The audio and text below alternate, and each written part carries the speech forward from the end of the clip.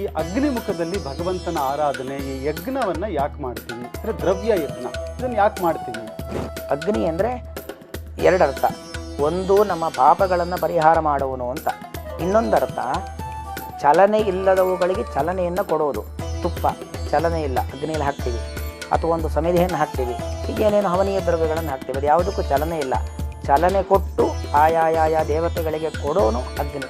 ಯಜ್ಞಾ ಪ್ರಜಾ ಸೃಷ್ಟ್ವ ಪುರೋವಾಚ ಪ್ರಜಾಪತಿ ಅನೇನ ಪ್ರಸವಿಷ್ಯತ್ವ ಯೇಷವೋ ಶಿಷ್ಟಕಾಮದುಕೋ ಅಂತ. ನಮ್ಮ ಆಹಾರವನ್ನು ದೇವತೆಗಳ ಕೈಯಲ್ಲಿಟ್ಟಿದ್ದಾನೆ, ದೇವತೆಗಳ ಆಹಾರವನ್ನು ನಮ್ಮ ಕೈಯಲ್ಲಿಟ್ಟಿದ್ದಾನೆ ಭಗವಂತ. ನಾವು ಕೊಡೋದ್ರಿಂದ ಅದು ಇಂದ್ರನನ್ನು ತಲುಪತ್ತೆ. ಅದೊಂದು ಅಭೌತಿಕ, ಭೌತಿಕವಾದ ಒಂದು ಅನ್ನದ ತುತ್ತಿನ ರೀತಿಯಲ್ಲ. ಅದೊಂದು ಅಭೌತಿಕ, ನಾನ್ ಫಿಸಿಕಲ್ ಆಗಿರೋದಿಲ್ಲ, ಅಭೌತಿಕ ರೂಪದಲ್ಲಿ ಅದು ಇಂದ್ರನ ತಲುಪತ್ತೆ. ಅಂದರೆ ತೃಪ್ತಿ ಕೊಡುತ್ತೆ. ತೃಪ್ತಿ ಅನ್ನೋದಕ್ಕಿಂತಲೂ ಮುಖ್ಯವಾಗಿ ಅವರು ನಿತ್ಯ ತೃಪ್ತರೆ. ಅವ್ರಿಗೆ ನಮ್ಮಿಂದ ತೃಪ್ತಿ ಆಗಬೇಕಾಗಿಲ್ಲ. ಯುದ್ಧ ಆಗುವಾಗ ಶತ್ರುಗಳ ಆಯುಧ ನಮ್ಮ ಮೇಲೆ ಬೀಳಬಾರ್ದು, ಅದನ್ನು ತೊಂದರೆ ಆಗಬಾರ್ದು ಅಂತ ಕವಚ ಹಾಕೊಳ್ತಾರೆ. ಹಾಗೆ ಸಂಸಾರವೆಂಬ ಯುದ್ಧದಲ್ಲಿ ವಿಧಿಯ ಆಘಾತ ಯಾವ ಸಂದರ್ಭದಲ್ಲಿ ಎಲ್ಲಿ ಏನಾಗುತ್ತೆ ಗೊತ್ತಿರೋದಿಲ್ಲ. ಯಜ್ಞ ಮಾಡಿದ್ವಿ ಅಂದರೆ ಅದೊಂದು ಅಭೌತಿಕವಾದ ಕವಚದ ರೂಪದಲ್ಲಿ ನಮ್ಮ ಜೊತೆಗಿದ್ದು ನಮ್ಮನ್ನು ಕಾಪಾಡುತ್ತೆ. ಆ ವ್ಯಾಧಿ ಪರಿಹಾರ ಆಗಬೇಕು ಅಂದರೆ ಆರೋಗ್ಯಪ್ರದನಾದ ಸೂರ್ಯನನ್ನು ಹೋಮ ಮಾಡಿದ್ವಿ ಅರ್ಕ ಸಮಿತಿಯಿಂದ ಅಂದರೆ ನಮಗೆ ಒಳ್ಳೆ ದೈಹಿಕವಾಗಿರತಕ್ಕಂಥ ಆರೋಗ್ಯ ಬರುತ್ತೆ. ವಿಜಯದಶಮಿಯಿಂದ ಬನ್ನಿಯನ್ನು ಕೊಡ್ತೀವಿ, ಆ ಶಮಿ, ಅದರಿಂದ ನಾವು ಹೋಮ ಮಾಡೋದ್ರಿಂದ ಎಷ್ಟೋ ಜನ ನಾವೊಂದು ಒಳ್ಳೆಯ ಥರದಲ್ಲಿ ಅಭಿವೃದ್ಧಿ ಆಗ್ತಿದ್ದೀವಿ ಅಂತಾದಾಗ ಕೆಟ್ಟದ್ದನ್ನು ಬಯಸೋರು ಜಾಸ್ತಿ ಇರ್ತಾರೆ ಶತ್ರುಗಳು. ಆ ಶತ್ರುಗಳು ದೂರವಾಗ್ತಾರೆ. ಒಂದು ಬಾರಿಯಲ್ಲಿ ಸಾವಿರಾರು ಕಡೆ ಹೋಮ ನಡೆಯುತ್ತೆ. ನಮ್ಮನ್ನೇ ಹೇಗೆ ನೋಡ್ತಾರೆ? ಇದು ಸಾಧ್ಯನೇ? ಇದು ಅಸಾಧ್ಯ ಅಂತ ಅನ್ಸತ್ತೆ. ಅಂದರೆ ಬರೀ ಸಮಸ್ಯೆ ಬಂದಾಗ ಮಾತ್ರ ದೇವರ ಹತ್ರ ಓಡೋದು ಅಂತಲ್ಲ. ಸಮಸ್ಯೆ ಬರಲೇಬಾರದು. ದೇವರು ನಿರಂತರವಾಗಿ ನಾವು ದೇವರ ಆರಾಧನೆ ಮಾಡ್ಕೊಂಡು ಚೆನ್ನಾಗಿರಬೇಕು. ಆ ಕಾರಣಕ್ಕೋಸ್ಕರವಾಗಿ ನಿತ್ಯದಲ್ಲಿಯೂ ಕೂಡ ನಮ್ಮ ಒಂದು ಜೀವನದ ಅಂಗವಾಗಿರಬೇಕು ಯಜ್ಞ ಎಂಬುವಂಥದ್ದು.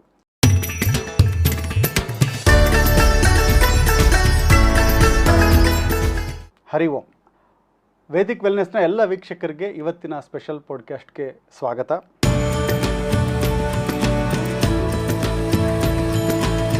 ನಾವು ಸಾಮಾನ್ಯವಾಗಿ ದೇವಾಲಯಗಳಲ್ಲಿ, ಯಜ್ಞಶಾಲೆಗಳಲ್ಲಿ, ಕೆಲವೊಮ್ಮೆ ನಮ್ಮ ಮನೆಗಳಲ್ಲಿ ಕೂಡ ಅಗ್ನಿಮುಖದಲ್ಲಿ ಅಂದರೆ ಯಜ್ಞವನ್ನು ಮಾಡ್ತೀವಿ. ಅಂದರೆ ಯಜ್ಞವಂದರೆ ಅದು ಗಣ ಹೋಮ ಇರ್ಬೋದು, ಪವಮಾನ ಹೋಮ ಇರ್ಬೋದು, ಬೇಕಾದಷ್ಟು ಥರದ ಹೋಮಗಳ ಪ್ರಕ್ರಿಯೆಗಳಿದೆ. ಕೆಲವು ಸರಿ ನಮಗೇನೋ ಗ್ರಹಚಾರ ಸರಿಗಿಲ್ಲ, ಯಾವುದೋ ಒಂದು ಹೋಮ ಮಾಡಿಸಿ ಶಾಂತಿ ಮಾಡಿಸಿ ಅಂದರೆ ಅದಕ್ಕೊಂದು ಹೋಮ ಮಾಡ್ತೀವಿ. ಯಾರೋ ಮನೆಯಲ್ಲಿ ಒಂದು ಮರಣ ಆಗಿದೆ, ಅವ್ರು ಯಾವುದೋ ಒಂದು ಕೆಟ್ಟ ನಕ್ಷತ್ರದಲ್ಲಿ ಏನೋ ಆಗಿದೆ ಅಂದರೆ ಅದಕ್ಕೊಂದು ಶಾಂತಿ ಹೋಮ. ಆ ಥರ ಬಹಳಷ್ಟು ಥರದ ಹೋಮದ ಪ್ರಕ್ರಿಯೆಗಳಿದೆ. ಆದರೆ ಇದು ಯಾಕೆ ಮಾಡ್ತೀವಿ? ಈ ಅಗ್ನಿಮುಖದಲ್ಲಿ ಭಗವಂತನ ಆರಾಧನೆ, ಈ ಯಜ್ಞವನ್ನು ಯಾಕೆ ಮಾಡ್ತೀವಿ? ಅಂದರೆ ದ್ರವ್ಯ ಯಜ್ಞ, ಇದನ್ನು ಯಾಕೆ ಮಾಡ್ತೀವಿ? ಈ ವಿಷಯನ ಇವತ್ತು ತಿಳ್ಕೊಳ್ಳೋಣ. ಇದನ್ನು ನಮಗೆ ತಿಳಿಸ್ಕೊಡೋದಕ್ಕೆ ನಮ್ಮ ಜೊತೆ ಇದ್ದಾರೆ ವಿದ್ವಾಂಸರಾದ ವಿಶ್ವಾಸ ಆಚಾರ್ಯ ಅವರು. ಆಚಾರ್ಯ ನಮಸ್ಕಾರ. ನಮಸ್ಕಾರ. ಈ ಪಾಡ್ಕಾಸ್ಟ್ಗೆ ಸುಸ್ವಾಗತ. ಸ್ವಾಗತ. ತಾವು ವಿದ್ಯಾಪೀಠದಲ್ಲಿ ಪ್ರಾಧ್ಯಾಪಕರಾಗಿದ್ದೀರಾ. ಒಂದು ಸಣ್ಣ ಕಿರು ಪರಿಚಯ ಮಾಡಿಕೊಡೋದಾದರೆ. ನಮ್ಮಲ್ಲಿ ಒಂದು 10 ವರ್ಷದಿಂದ ಪ್ರಾಧ್ಯಾಪಕರಾಗಿ ಕೆಲಸ ನಿರ್ವಹಣೆ ಮಾಡ್ತಾ ಇದ್ದೀವಿ, ಗುರುಗಳ ಸೇವೆ ಮಾಡ್ತಾ ಇದ್ದೀವಿ. ಅದರ ಜೊತೆಗೆ ಪೌರೋಹಿತ್ಯ, ಪಾಠ ಪ್ರವಚನ, ಸಂಜೆ ಹೊತ್ತು ಆನ್ಲೈನ್ ಕ್ಲಾಸ್ಗಳು ಇವುಗಳನ್ನೆಲ್ಲ ಕೂಡ ಮಾಡಿಕೊಂಡು ಒಂದು ರೀತಿಯಲ್ಲಿ ಶಾಸ್ತ್ರ ಸೇವೆ, ಗುರುಗಳ ಸೇವೆಯನ್ನು ಮಾಡಿಕೊಂಡು ಅದರಲ್ಲೇ ಜೀವನೋಪಾಯವನ್ನು ಕಟ್ಟಿಕೊಂಡಿದ್ದೇವೆ. ಇವತ್ತು ತಾವು ಬಂದು ಈ ಒಂದು ವಿಷಯದ ಬಗ್ಗೆ ನಮಗೆ ತಿಳಿಸ್ಕೊಡೋದಕ್ಕೆ ಬಂದಿರೋದಕ್ಕೆ ತುಂಬ ತುಂಬ ಧನ್ಯವಾದಗಳು ಆಚಾರ್ಯ. ನಾನು ಈ ಯಂಗ್ಸ್ಟರ್ಸ್ ಆಗಿ ಒಂದು ಖಾರವಾದ ಪ್ರಶ್ನೆಗಳು ಇವತ್ತು ನನ್ನ ಹತ್ರ ಇರೋದು. ಯಾಕೆಂದರೆ ಇವತ್ತು ಯಜ್ಞ ನಾವು ಮಾಡ್ತೀವಿ, ಬಹಳಷ್ಟು ಹೋಮ, ಅಂದರೆ ಅದು ಮನೆಯಲ್ಲಿ ಮಾಡುವಾಗಂತೂ ತುಂಬ ಹೊಗೆ ಬರುತ್ತೆ, ಕಣ್ಣೆಲ್ಲ ಕೆಂಪಗಾಗುತ್ತೆ, ಕೆಲವರು ಬೈಕೊಳ್ತಾರೆ, ಕೆಲವರು ಅಯ್ಯೋ ಇದೆಲ್ಲ ಯಾಕೆ ಬೇಕಿತ್ತು, ಸಣ್ಣದಾಗಿ ಮಾಡ್ಬೋದಾಗಿತ್ತು ಅನ್ನೋ ಥರ ಬಹಳಷ್ಟು ಯಜ್ಞದ ಬಗ್ಗೆನೇ. ಈ ಅಗ್ನಿಗೆ ಯಾಕೆ ಇದೆಲ್ಲ ಆಹುತಿ ಹಾಕಬೇಕು? ಈ ತುಪ್ಪ ಅಷ್ಟೊಂದೆಲ್ಲ ತೊಗೊಂಡೋಗಿ ಅಗ್ನಿಗೆ ಹಾಕ್ತೀರಾ? ಅದೇ ಯಾರಿಗಾದ್ರೂ ಬಡವರಿಗೆ ಕೊಟ್ಟರೆ ಎಷ್ಟೊಂದು ಹೊಟ್ಟೆ ತುಂಬ ಊಟ ಮಾಡ್ತಾರೆ ಅವರು. ಈ ಥರ ಹೇಳುವಂತಹ ಈ ಯಜ್ಞದ ಬಗ್ಗೆನೇ ಇದೊಂದು ಇದರಲ್ಲಿ ಏನಿದೆ ಮಹತ್ವ, ಅಷ್ಟೊಂದೆಲ್ಲ ಹೋಮಗಳು ಮಾಡಿದ್ರೆ ಏನಾಗ್ಬಿಡುತ್ತೆ ಅನ್ನೋ ಥರದ್ದು ಒಂದು ಪ್ರಶ್ನೆಗಳಿದೆ ಯಂಗ್ಸ್ಟರ್ಸ್ಗೆ. ಹಾಗಾಗಿ ಈ ಯಜ್ಞದ ಕುರಿತಾದ ಹೋಮ ಹವನದ ಕುರಿತಾದ, ಯಾಕೆಂದರೆ ತಾವು ಸರಿಯಾದ ವ್ಯಕ್ತಿ ಇದರ ಬಗ್ಗೆ ಹೇಳೋದಕ್ಕೆ. ವಿದ್ವಾಂಸರು, ಶಾಸ್ತ್ರ ಗ್ರಂಥಗಳನ್ನು ಅಧ್ಯಯನ ಮಾಡಿ ಅಧ್ಯಾಪನನೂ ಮಾಡಿಸಿದಿರ, ಮಕ್ಕಳಿಗೆ ಅದನ್ನು ಪಾಠ ಮಾಡ್ತಿರೋ ವಿದ್ಯಾಪೀಠದಲ್ಲಿ, ಜೊತೆಗೆ ಪೌರೋಹಿತ್ಯದಲ್ಲಿ ಅಗಾಧವಾದ ಜ್ಞಾನ ಇರೋರು ತಾವು. ಹಾಗಾಗಿ ಈ ಒಂದು ವಿಷಯ, ಈ ಯಜ್ಞ ಯಾಕೆ ಬೇಕು, ಈ ಅಗ್ನಿಮುಖದಲ್ಲಿ ನಾವು ಏನು ಹೋಮ ಹವನ ಯಾಕೆ ಮಾಡ್ತೀವಿ, ಇದರ ಅರ್ಥ ಏನು? ಶ್ರೀ ಗುರುಭ್ಯೋ ನಮಃ. ಆಪಾದಮೌಳಿ ಪರ್ಯಂತಂ ಗುರುಣಾಮಾಕೃತಿಂ ಸ್ಮರೇತ್ ತೇನ ವಿಘ್ನಾಃ ಪ್ರಣಶ್ಯಂತಿ ಸಿದ್ಧ್ಯಂತೆ ಚ ಮನೋರಥಾಃ. ತಪಸ್ವಾಧ್ಯಾಯ ಶುಶ್ರೂಷಾ ಕೃಷ್ಣಪೂಜಾರತಂ ಮುನಿಂ ವಿಶ್ವೇಶಮಿಷ್ಟದಂ ವಂದೇ ಪರಿವ್ರಾಟ್ ಚಕ್ರವರ್ತಿನಂ. ಶ್ರೀ ಗುರುಭ್ಯೋ ನಮಃ. ಯಜ್ಞ ಅನ್ನೋದು ಸಾಮಾನ್ಯವಾಗಿ ಎಲ್ಲರಿಗೂ ಗೊತ್ತಿರುವಂಥದ್ದು. ಒಂದು ಹೋಮದ ಕುಂಡದಲ್ಲಿ ಆಹುತಿಗಳನ್ನು ಕೊಡೋದಕ್ಕೆ ಯಜ್ಞ ಅಂತ ನಾವು ಕರಿತೇವೆ. ಯಜ್ಞನೇ ಯಾಕೆ ಬೇಕು? ದೇವರ ಪೂಜೆ ಹೇಗೆ ಬೇಕಾದರೂ ಮಾಡ್ಬೋದು.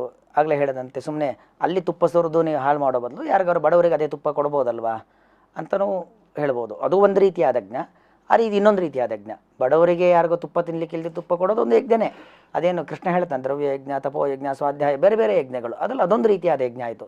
ಸಾಮಾಜಿಕವಾದ ಕಳಕಳಿ, ಸಾಮಾಜಿಕ ಕಾರ್ಯದ ಯಜ್ಞ. ಆದರೆ ಅಗ್ನಿಯಲ್ಲಿ ಮಾಡುವಂಥ ಒಂದು ಹೋಮ ಎಂಬುವಂಥದ್ದು ಅದು ಬಹಳ ಮುಖ್ಯವಾಗಿರುವಂಥದ್ದು. ಇದರ ಅನೇಕ ಹಿನ್ನೆಲೆಯಲ್ಲಿ ನಾವು ಇದನ್ನು ನೋಡ್ಬೋದು. ದೇವರ ಸೃಷ್ಟಿಯಲ್ಲಿ ಒಬ್ಬೊಬ್ಬರಿಗೆ ಆಹಾರವನ್ನು ತಲುಪಿಸ್ತಕ್ಕಂಥ ಕ್ರಮ ಒಂದೊಂದು ರೀತಿಯಲ್ಲಿ. ಉದಾಹರಣೆಗೆ ದರ್ಶನ ಧ್ಯಾನ ಸಂಸ್ಪರ್ಶಾತ್ ಮತ್ಸ್ಯ ಕೂರ್ಮೀಚ ಪಕ್ಷಿಣಃ ಅಂತ ಹೇಳ್ತಾರೆ. ಅಂದರೆ ನಾವು ಒಂದು ಪುಟ್ಟ ಮಗು ಹುಟ್ಟಿದ್ರೆ ತಾಯಿ ಹಾಲನ್ನು ಕುಡಿಸಿ, ಎದೆ ಹಾಲನ್ನು ಕುಡಿಸಿ ಮಗುವನ್ನು ಬೆಳೆಸ್ತಾಳೆ. ಅರೆ ಒಂದು ಮೀನು ತಗೊಂಡ್ರೆ ಉದಾಹರಣೆಗೆ, ಮೀನಲ್ಲಿ ಎದೆ ಹಾಲು ಕುಡಿಸ್ತಕ್ಕಂಥ ವ್ಯವಸ್ಥೆ ಇರೋದಿಲ್ಲ. ಅದೇ ಬರೀ ದರ್ಶನ. ತನ್ನ ಪುಟ್ಟ ಮರಿಯನ್ನು ನೋಡುತ್ತೆ, ನೋಡುವುದರ ಮೂಲಕವಾಗಿ ಅದನ್ನು ಬೆಳೆಸುತ್ತೆ, ಪೋಷಿಸುತ್ತೆ. ಅದೇ ಒಂದು ಆಮೆ ಎಲ್ಲೋ ಒಂದು ಕಡೆ ಸಮುದ್ರ ತೀರದಲ್ಲಿ ಹೊಂಡ ಮಾಡಿ ಮೊಟ್ಟೆ ಇಟ್ಟು ಬಂದುಬಿಡತ್ತೆ. ಮೊಟ್ಟೆ ಇಟ್ಟು ಬಂದಮೇಲೆ ಮುಗೀತು, ಮತ್ತು ಅದು ಆ ಕಡೆ ಹೋಗೋದೇ ಇಲ್ಲವಂತೆ. ಧ್ಯಾನ, ನಾನು ಇಂಥ ಜಾಗದಲ್ಲಿ ಮೊಟ್ಟೆ ಇಟ್ಟಿದ್ದೇನೆ, ಇಷ್ಟು ದಿವಸ ಆಯಿತು, ಇಷ್ಟು ದಿವಸ ಆಯಿತು, ಅದ್ರ ಬಗ್ಗೆನೇ ಆಲೋಚನೆ ಇರುತ್ತೆ ಅಷ್ಟೇ. ಆಮೆ ಎಲ್ಲೋ ಮೊಟ್ಟೆ ಎಲ್ಲೋ, ಅದು ಸರಿಯಾದ ದಿವಸಕ್ಕೆ ಮೊಟ್ಟೆಯಿಂದ ಹೊರಗೆ ಬಂದು ಅದು ಮರಿಯಾಗತ್ತೆ. ಅದು ನೋಡಿ, ಆ ಧ್ಯಾನಕ್ಕೆ ಅಷ್ಟು ಪವರ್ ಇದೆ. ಇನ್ನು ಪಕ್ಷಿಗಳಲ್ಲಿ ನೋಡಿರಬಹುದು, ಅದು ದ್ವಿಜ, 2 ಬಾರಿ ಹುಟ್ಟೋದು. ಮೊದಲು ಮೊಟ್ಟೆಯಿಂದ ಹುಟ್ಟತ್ತೆ, ಆಮೇಲೆ ಹೊಟ್ಟೆಯಿಂದ ಮೊಟ್ಟೆಯಾಗಿ ಬರುತ್ತೆ, ಮತ್ತು ಮೊಟ್ಟೆಯಿಂದ ಹೊರಗೆ ಬರುತ್ತೆ. ಆ ಮೊಟ್ಟೆ ರೂಪದಲ್ಲಿ ಬಂದಾಗ ಒಳಗೇನೂ ಇರೋದಿಲ್ಲ, ಬರೀ ಲೋಳೆ ಇರುತ್ತೆ. ಅದು ಮರಿಯಾಗಬೇಕು ಅಂತಾದರೆ ಕಾವು ಕೊಡಬೇಕು. ಕಾವು ಕೊಟ್ಟು ಕೊಟ್ಟು ಕೊಟ್ಟು ಕೊಟ್ಟು ಅದು ಮರಿಯಾಗಿ ಹೊರಗೆ ಬರುತ್ತೆ. ಅಂದರೆ ದೇವರ ಸೃಷ್ಟಿ ಅದು ಬಹಳ ವಿಚಿತ್ರವಾಗಿರುವಂಥದ್ದು. ಅದೇ ಈಗ ಆಸ್ಟ್ರಿಚ್ ಪಕ್ಷಿ ಆ ಎತ್ತರ ಕಾಲಿಂದ ಇದೆಯಲ್ಲ, ಅದರಲ್ಲಿ ಹೇಗಂದರೆ ಹೆಣ್ಣು ಒಮ್ಮೆ ಮೊಟ್ಟೆ ಇಟ್ಟು ಹೋಗಿಬಿಟ್ರೆ ಮುಗೀತು. ಅದು ಕಾವು ಕೊಡೋದು ಗಂಡು. ಮೊಟ್ಟೆ ಇಟ್ಟ ಮೇಲೆ ಸುಮಾರು 2 ತಿಂಗಳು ಅದು ಆ ಕಡೆ ಬರೋದಿಲ್ಲವಂತೆ. ನಾವೊಂದು ಉದ್ಯಾನವನಕ್ಕೆ ಹೋದಾಗ ಅಲ್ಲಿ ಅವ್ರು ಹೇಳಿದ್ದು, ಗಂಡು ಪಕ್ಷಿ ಅಲ್ಲೇ ಇದ್ದು ಅದಕ್ಕೆ ಕಾವು ಕೊಟ್ಟು ಕೊಟ್ಟು ಕೊಟ್ಟು ಅದು 2 ತಿಂಗಳು ಎಲ್ಲೂ ಹೋಗಲ್ಲ. ಆಹಾರವನ್ನು ಸ್ವೀಕಾರ ಮಾಡದೆ ತಾಯಿ ಮೊಟ್ಟೆ ಇಟ್ಟು ಹೋದರೆ ಮುಗೀತು. ತಂದೆನೇ ಮುಂದಿನೆಲ್ಲ ನೋಡ್ಕೊಳ್ಳೋದು. ಅಂದರೆ ದೇವರು ಒಂದೊಂದಕ್ಕೆ ಒಂದೊಂದು ರೀತಿಯಾಗಿರ್ತಕ್ಕಂಥ ಬದುಕಿಸುವ, ಆಹಾರ ಕೊಡುವ, ಪೋಷಿಸುವ ವ್ಯವಸ್ಥೆಯನ್ನು ಮಾಡಿದ್ದಾನೆ. ಹಾಗೆ ಈ ದೇವರ ನಮಗೂ ಮತ್ತು ದೇವತೆಗಳು ಏನು ಗಣಪತಿ, ಇಂದ್ರದೇವರು, ರುದ್ರದೇವರು, ಅವರನ್ನೆಲ್ಲ ನಂಬಿ ನಾವು ಬದುಕ್ತಾ ಇದ್ದೀವಿ. ಅವರೆಲ್ಲ ಆಶ್ರಯದಲ್ಲಿ ನಾವು ಬದುಕ್ತಾ ಇದ್ದೀವಿ. ನಾವು ಅವ್ರನ್ನ ಪೂಜೆ ಮಾಡಿದ್ರೆ ಅವ್ರು ನಮಗೆ ಬೇಕಾದದ್ದನ್ನು ಕಾಲ ಕಾಲಕ್ಕೆ ಮಳೆ, ಬೆಳೆ, ಆಹಾರ, ಸಂಪತ್ತು, ಸಂತಾನ ಇದನ್ನೆಲ್ಲ ಕೊಡ್ತಾರೆ. ಸಹ ಯಜ್ಞಾ ಪ್ರಜಾ ಸೃಷ್ಟ್ವ ಪುರೋವಾಚ ಪ್ರಜಾಪತಿ ಅನೇನ ಪ್ರಸವಿಷ್ಯದ್ವಂ ಯೇಷವೋ ಸ್ಪೃಷ್ಟಕಾಮಧುಕೋ ಅಂತ.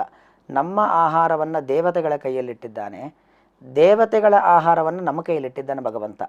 ಇದು ಭಗವಂತನ ಒಂದು ಸೃಷ್ಟಿ.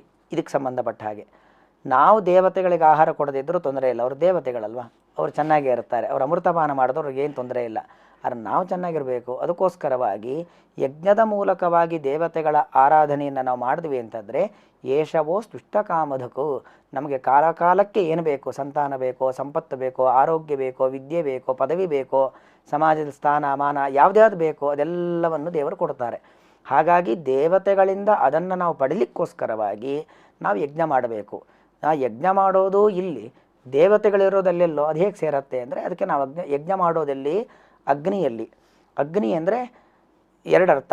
ಒಂದು ನಮ್ಮ ಪಾಪಗಳನ್ನು ಪರಿಹಾರ ಮಾಡುವನು ಅಂತ, ಇನ್ನೊಂದರ್ಥ ಚಲನೆ ಇಲ್ಲದವುಗಳಿಗೆ ಚಲನೆಯನ್ನು ಕೊಡೋದು. ತುಪ್ಪ ಚಲನೆ ಇಲ್ಲ, ಅಗ್ನಿಯಲ್ಲಿ ಹಾಕ್ತೀವಿ, ಅಥವಾ ಒಂದು ಸಮಿಧೆಯನ್ನು ಹಾಕ್ತೀವಿ, ಹೀಗೇನೇನು ಹವನೀಯ ದ್ರವ್ಯಗಳನ್ನು ಹಾಕ್ತೀವಿ, ಅದು ಯಾವುದಕ್ಕೂ ಚಲನೆ ಇಲ್ಲ. ಚಲನೆ ಕೊಟ್ಟು ಆಯಾಯ ದೇವತೆಗಳಿಗೆ ಕೊಡೋನು ಅಗ್ನಿ. ಅಗ್ನಿ ಅಂದರೆ ಮುಖ್ಯವಾಗಿ ಪರಮಾತ್ಮ. ಅವನು ಕೊಡೋದಕ್ಕೆ ಆ ಹೆಸರೇ ಹವ್ಯವಾಹನ ಅಂತ. ವಾಹನ ಏನು ಮಾಡುತ್ತೆ, ಒಂದು ಕಡೆಯಿಂದ ಮತ್ತೊಂದು ಕಡೆ ತೆಗೆದುಕೊಂಡು ಹೋಗಿ ಕೊಡುತ್ತೆ.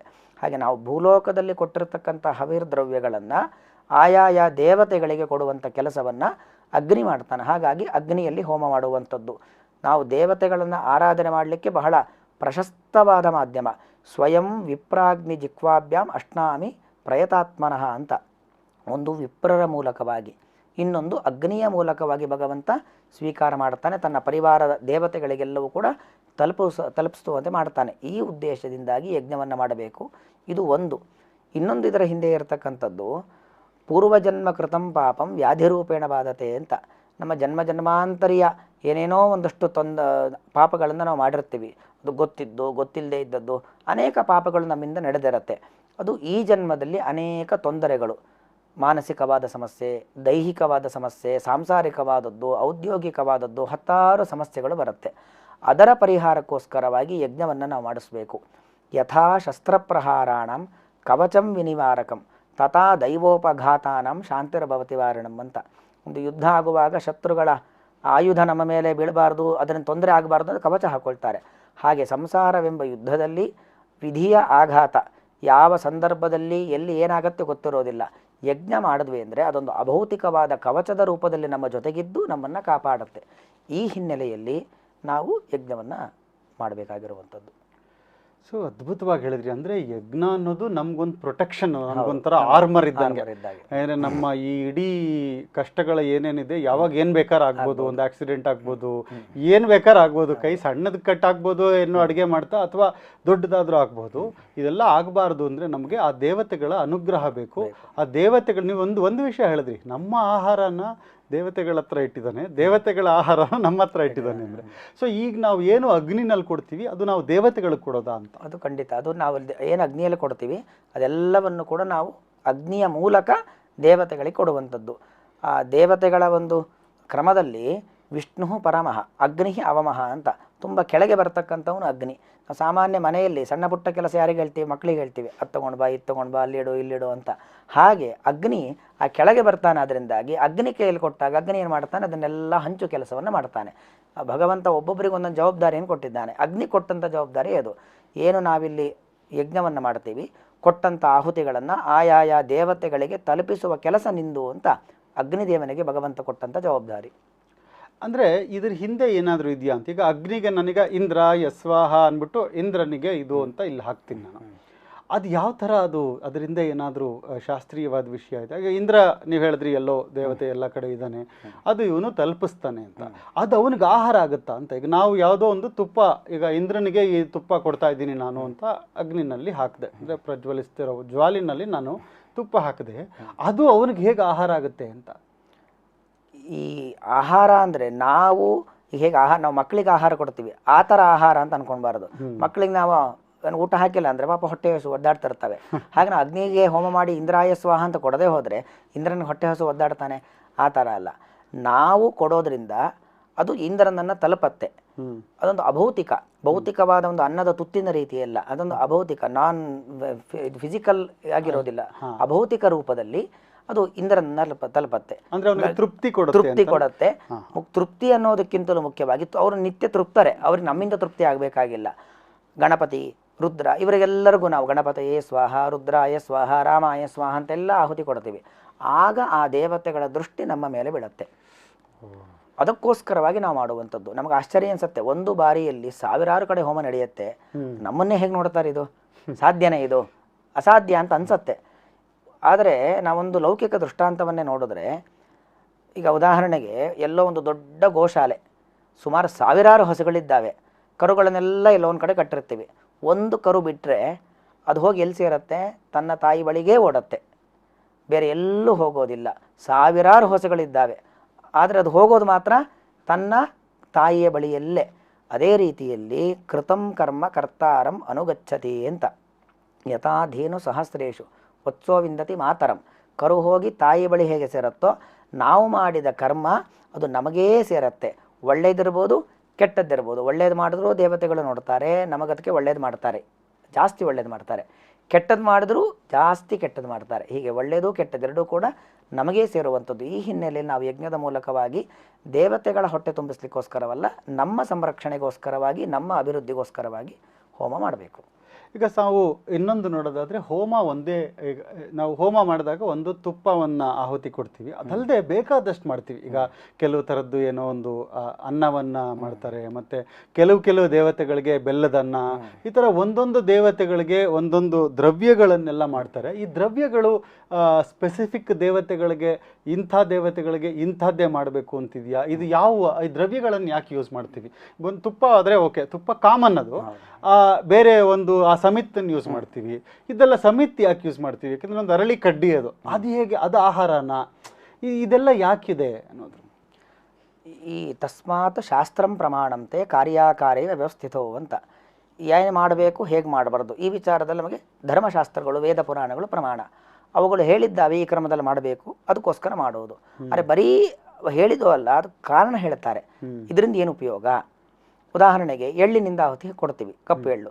ತಿಲಾಹ ಪಾಪಹರಾಹ ಶುಭಾಹ ಅಂತ ವರಾಹರೂಪಿ ಪರಮಾತ್ಮನ ದೇಹದಿಂದ ಬಂದಿರುವಂಥದ್ದು, ಯಜ್ಞವರಾಹನ ದೇಹದಿಂದ ಬಂದಿರುವಂತಹ ಒಂದು ವಿಶಿಷ್ಟವಾದ ದ್ರವ್ಯ ಎಳ್ಳು ಮತ್ತು ದರ್ಬೆ. ಅದು ದರ್ಬೆ ಅನ್ನೋ ಇಲ್ಲದೆ ಅದು ಇದು ದೇವರ ಪೂಜೆ ಆಗಲಿ, ಅಂದರೆ ಹೋಮ ಆಗಲಿ ಅಥವಾ ಶ್ರಾದ್ದ ಆಗಲಿ, ಎರಡೂ ಕಡೆ ದರ್ಬೆ ಬೇಕೇ ಬೇಕು, ಅದಿಲ್ಲದೆ ಪರಿಪೂರ್ಣ ಆಗೋದೇ ಇಲ್ಲ. ಹಾಗೆ ಎಳ್ಳು ಕೂಡ ಭಗವಂತನ ದೇಹದಿಂದ ಆವಿರ್ಭಾವವಾಗಿರತಕ್ಕಂಥದ್ದು, ಭಗವಂತನ ಬೆವರ ಹನಿ, ಅದೊಂದು ಎಳ್ಳು ಅಂತ ಹೇಳಿದ್ರೆ. ಅದರಿಂದ ನಾವು ಆಹುತಿ ಕೊಟ್ವಿ ಅಂತಾದರೆ ನಮ್ಮ ಎಲ್ಲ ಪಾಪಕರ್ಮಗಳು ದೂರವಾಗುತ್ತೆ. ಯಾಕಂದರೆ ಗೊತ್ತಿಲ್ಲದೆ ಎಷ್ಟೋ ಪಾಪ ಮಾಡಿರ್ತೀವಿ, ಆ ಪಾಪ ಫಲ ಕೊಟ್ಟೇ ಕೊಡುತ್ತೆ, ಅದು ಏನೇನೋ ಕೆಟ್ಟದಾಗ್ತಾ ಹೋಗುತ್ತೆ. ಅದಾಗಬಾರ್ದು ಅಂತಾದರೆ ಪಾಪ ಕಡಿಮೆ ಆಗಬೇಕು. ಎಳ್ಳಿನಿಂದ ಆಹುತಿ ಕೊಟ್ವಿ ಅಂತಾದರೆ ಪಾಪ ಕಡಿಮೆ ಆಗುತ್ತೆ. ಉದಾಹರಣೆಗೆ ನಾವು ಅನೇಕ ಫಲಗಳನ್ನು ಹೇಳ್ತಾರೆ. ಚಿಕ್ಕದಾಗಿ ಒಂದು ಉದಾಹರಣೆ ನೋಡೋದು ಅಂತಂದರೆ, ನಾವು ನವಗ್ರಹ ಹೋಮ ಮಾಡ್ತೀವಿ. 9 ಗ್ರಹಗಳಿಗೆ 9 ರೀತಿಯಾದ ಸಮಿತಿಗಳನ್ನು ಬಳಸ್ತೀವಿ. ಸೂರ್ಯನಿಗೆ ಅರ್ಕ ಸಮಿತಿಯಿಂದ ಬಳಸ್ತೀವಿ. ಅರ್ಕೇಣ ವ್ಯಾಧಿನಾಶ ಸ್ಯಾತ್.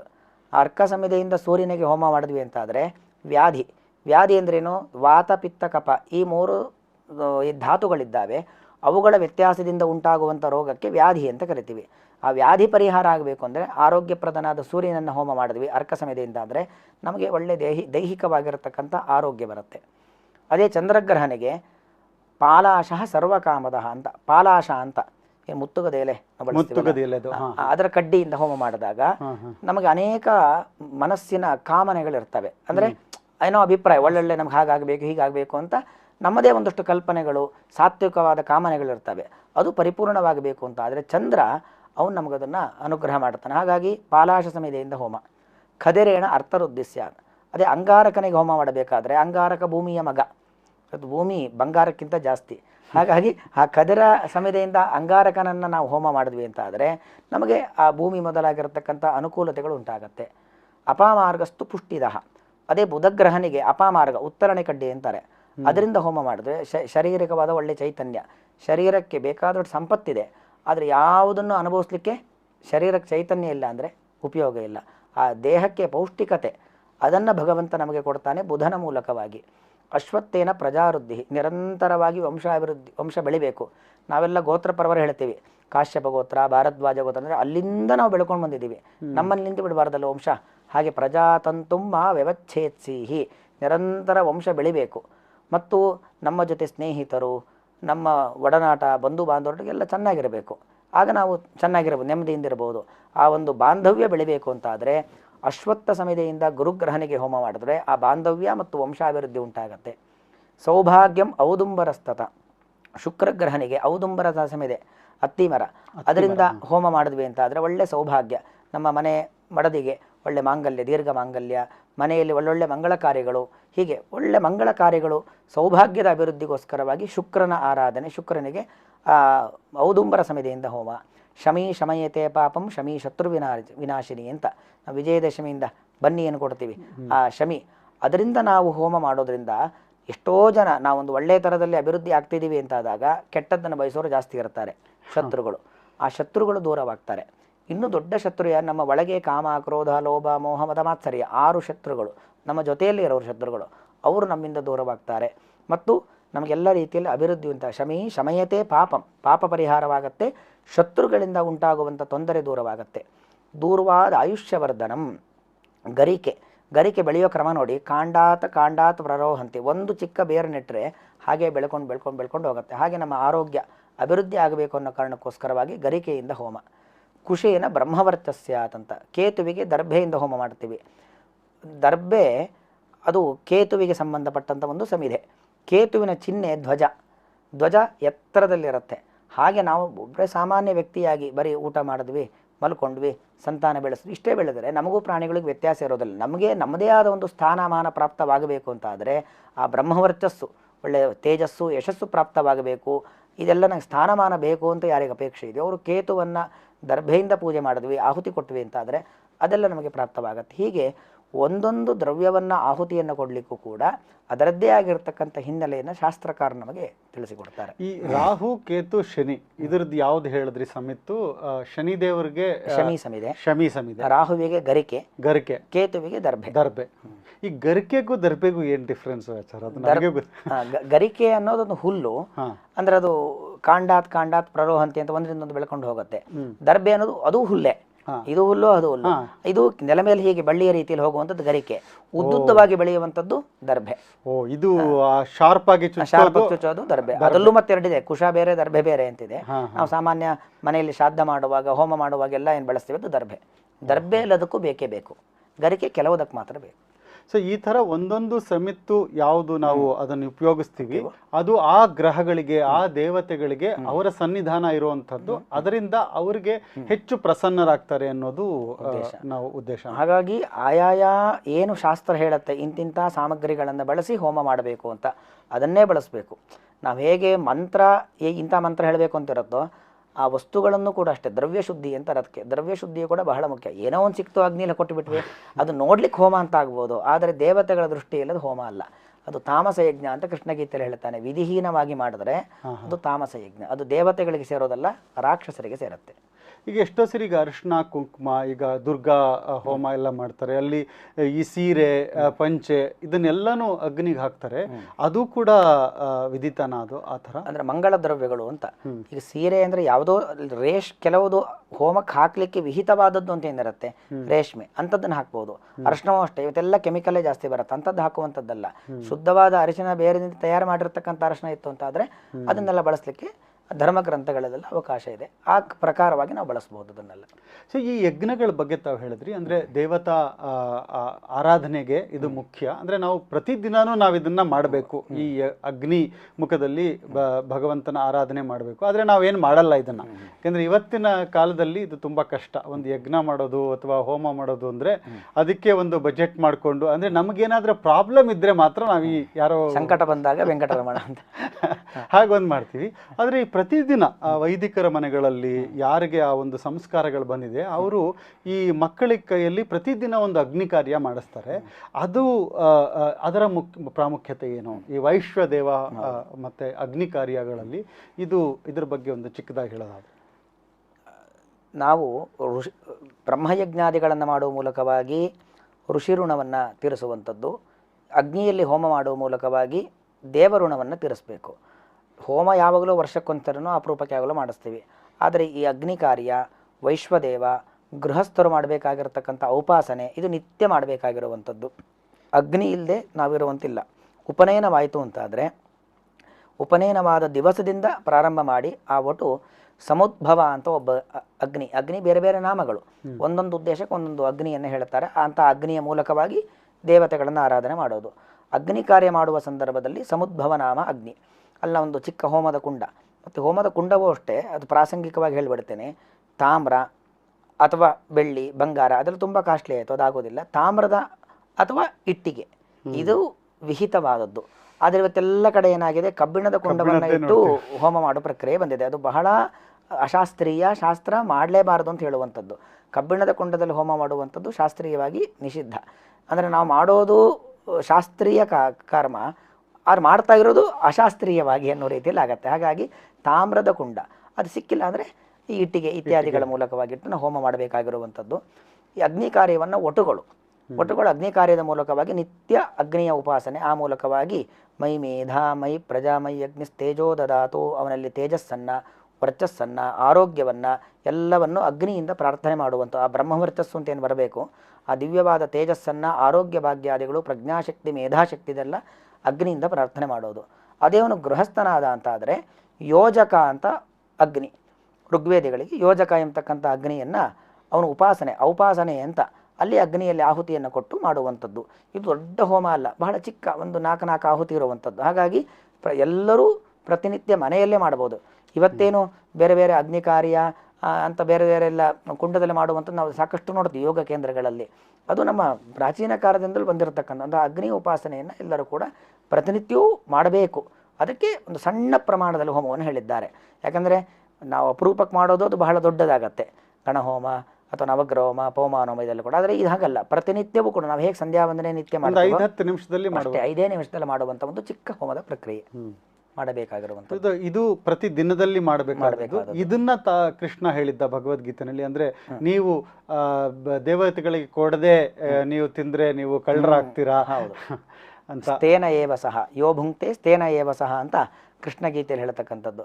ಅದನ್ನು ನಾವು ದೇವತೆಗಳಿಂದ ಸ್ವೀಕಾರ ಮಾಡಿ ಅವರಿಗೆ ಸಮರ್ಪಣೆ ಮಾಡದೆ ಹಾಗೆ ತಿಂದ್ವಿ ಅಂತ ಆದರೆ ಏ ಪಚಂತಿ ಆತ್ಮಕಾರಣಾತ್, ಅಂದರೆ ನಾವು ಅನ್ನ ಮಾಡ್ತೀವಿ, ಒಳ್ಳೆ ರುಚಿ ರುಚಿಯಾಗಿ ಬೇಯಿಸಿ ಅಡುಗೆ ಎಲ್ಲ ಮಾಡಿರ್ತೀವಿ, ಬರೀ ನನಗೋಸ್ಕರ, ಬೇರೆ ಯಾರಿಗೋಸ್ಕರ ಅಲ್ಲ ಅಂತ ಆದರೆ ದೇವತೆಗಳಿಗೆ ಅತಿಥಿಗಳಿಗೆಲ್ಲ ಕೊಟ್ಟು ನಂತರ ನಾವು ಉಣ್ಣಬೇಕಾಗಿದ್ದದ್ದು.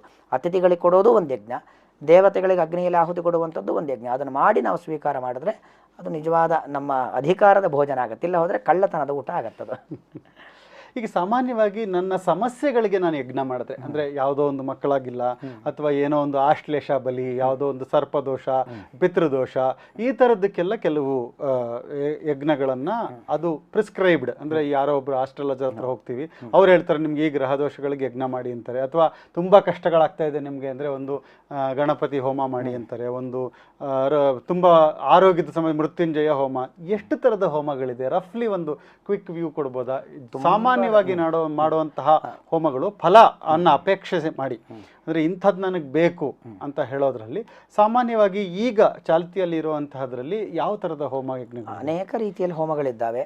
ಅಲ್ಲಿ ವಿಶೇಷವಾಗಿ ಕಲಿಯುಗದಲ್ಲಿ ಕಲವು ದುರ್ಗಾ ವಿನಾಯಕವು ಅಂತ ಬೇಗ ನಮಗೆ ಅನುಗ್ರಹ ಮಾಡ್ತಕ್ಕಂಥ ದೇವತೆಗಳು, ಅವರ ಆರಾಧನೆಗೆ ಬಹಳ ವಿಶೇಷ. ಒಂದು ಗಣಪತಿಗೆ ಸಂಬಂಧಪಟ್ಟ ಗಣಪತಿ ಹೋಮ, ದುರ್ಗಿಗೆ ಸಂಬಂಧಪಟ್ಟಾಗಿ ದುರ್ಗಾ ಹೋಮ, ಚಂಡಿಕಾ ಹೋಮ, ಅಂದರೆ ದೇವಿಯ ಅನುಗ್ರಹವನ್ನು ಪಡೆಯಲಿ. ಯಾಕಂದರೆ ಮಾತೃಶಕ್ತಿ, ಅವಳ ಅನುಗ್ರಹ ನಿತ್ಯ ನಮಗೆ ಬೇಕು ಅಂತ ಮಾತೃಶಕ್ತಿಯ ಅನುಗ್ರಹವನ್ನು ಪಡೆಯಲಿಕ್ಕೋಸ್ಕರವಾಗಿ ದುರ್ಗಾದೇವಿಯ ಆರಾಧನೆ, ಚಂಡಿಕಾ ಹೋಮ ಅಥವಾ ದುರ್ಗಾ ಹೋಮ. ಇನ್ನು ನಮಗೆ ಆರೋಗ್ಯ, ಯಾವಾಗಲೂ ಚೆನ್ನಾಗಿ ಆರೋಗ್ಯ ಇರಬೇಕು, ಆರೋಗ್ಯವೇ ಬಹಳ ಮುಖ್ಯ. ಅದಿಲ್ಲದೆ ಮತ್ತು ಯಾವುದೇ ರೀತಿಯಾಗಿರ್ತಕ್ಕಂಥ ಏನು ನಡೆಯೋದಿಲ್ಲ. ಇಲ್ಲಿ 2 ಮಾನಸಿಕ ಮತ್ತು ದೈಹಿಕವಾದ ಆರೋಗ್ಯ ಪ್ರಾಪ್ತಿಗೋಸ್ಕರವಾಗಿ ಧನ್ವಂತರಿ ಹೋಮ. ಇನ್ನು ಕೆಲವು ಎಷ್ಟೋ ಓದಿದ್ರು ತಲೆಗೆ ಹತ್ತೋದಿಲ್ಲ, ಧಾರಣಾ ಶಕ್ತಿ ಇರೋದಿಲ್ಲ. ಅದಕ್ಕೆ ಎಲ್ಲರಿಗೂ ಗುರುಗಳು ಯಾರು? ವೇದವ್ಯಾಸ ದೇವರು. ಸರ್ವೇ ಶಿಷ್ಯಾ ಸತ್ಯವತಿ ಸುತಸ್ಯ ಅಂತ ಇಡೀ ಜ್ಞಾನ ಪರಂಪರೆ ಹರಿದು ಬಂದಿದ್ದೇ ವೇದವ್ಯಾಸ ದೇವರಿಂದ.